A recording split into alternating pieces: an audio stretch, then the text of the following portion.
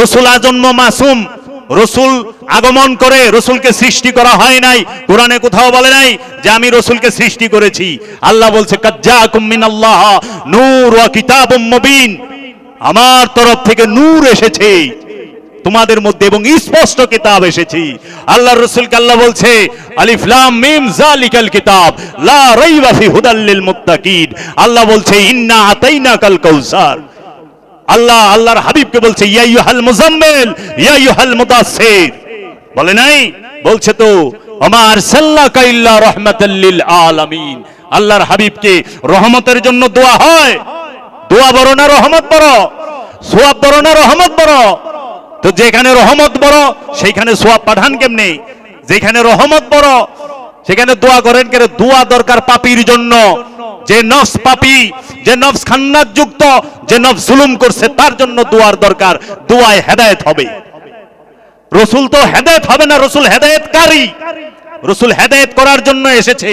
আল্লাহ রাব্বুল আলামিন বলেছেন ইউসাব্বিহু লিল্লাহি মা ফিস সামাওয়াতি ওয়া মা ফিল আরদিল মালিকুল কুদ্দুসুল আজিজুল হাকিম হুয়াল্লাযী বাআসা ফিল উম্মিয়িনা রাসূলাম মিনহুম ইয়াতলু আলাইহিম আয়াতি ওয়া ইউযাক্কিহিম ওয়া ইউআল্লিমুহুমুল কিতাবা ওয়াল হিকমাতা। আল্লাহ বলেছেন সমস্ত আসমান জমিনে যাহা কিছু আছে সমস্ত কিছু আল্লাহর তাসবিহ পাঠ করে। সেই আল্লাহ যিনি মালিকুল কুদ্দুসুল আজিজুল হাকিম, যিনি মালিক বাদশাহ কুদ্দুস আজিজ হাকিম, তিনি একজন রাসূল নির্বাচন করলেন। নির্বাচন করছেন কয় না, সৃষ্টি করছেন। ইসবাসা ফিল উম্মিয়িনা রাসূলাম মিনহুম, উম্মিয়িনদের মধ্য থেকে একজন রাসূল নির্বাচন করলেন। কেন নির্বাচন করলেন?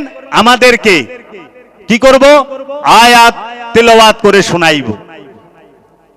উম্মিনা রাসূলাম মিনহুম ইয়াতলু আয়াতি, তোমাদেরকে আয়াত তেলাওয়াত করে শোনাবে।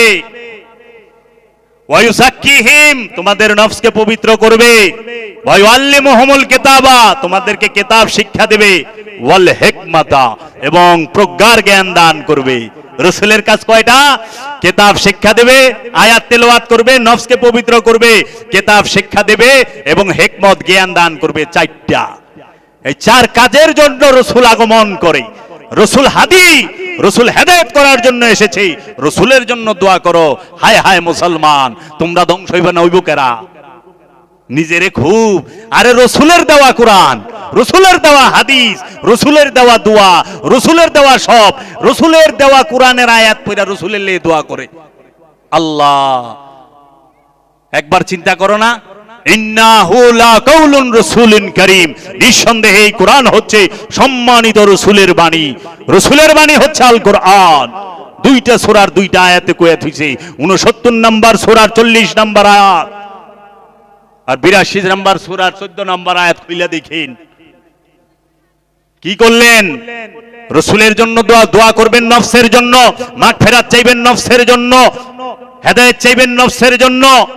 রূহের জন্য দোয়া নাই। রূহের জন্য দোয়া যারা করে তারা কুফরি আকীদা, তারা কোরআন বিরোধী কথা বলে, তারা বুঝে না, রূহের রহস্য বুঝে নাই। রূহের সম্পর্কে 21টা আয়াত আছে। এখন আপনাদের সামনে বইলা দেব যে কোন সূরায় কত নাম্বার আয়াত আর কি বলেছে, শব্দে শব্দে অনুবাদ করে। কোরআন গবেষণা করেন। নিজেকে এত অহংকারী মনে করেন কেন? হ্যাঁ, নামাজ পড়া, যে নামাজের মধ্যে আলে রাসূলকে সালাম না দিলে, দরুদ না পাঠ করলে নামাজ হইব না। হইব? আল্লাহুম্মা সাল্লি আলা সাইয়্যিদিনা মুহাম্মদ ওয়া আলা আলে মুহাম্মদ। কই না? শুধু মুহাম্মদ সাল্লাল্লাহু আলাইহি সাল্লামের উপরে না, তার আল, তার বংশের উপরে দরুদ সালাম পেশ করতে হবে।